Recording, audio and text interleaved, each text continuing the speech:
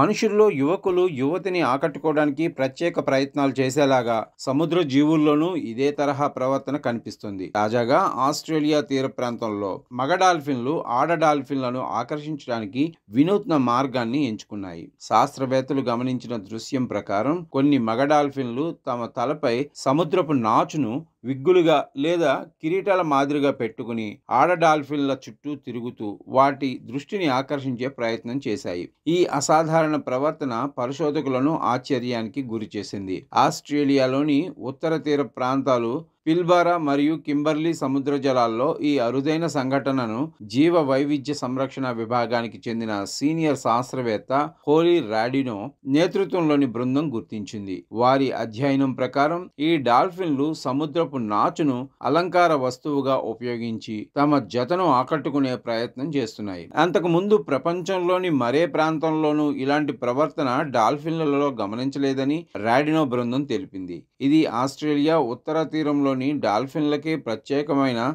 ప్రణయ ప్రవర్తనగా గుర్తించారు. జీవజాల ప్రపంచంలోనూ తమ భాగస్వామిని ఆకట్టుకోవటానికి సృజనాత్మక మార్గాలను అనుసరించడం మనుషులకే పరిమితం కాదని ఈ ఘటన మరోసారి నిరూపించింది.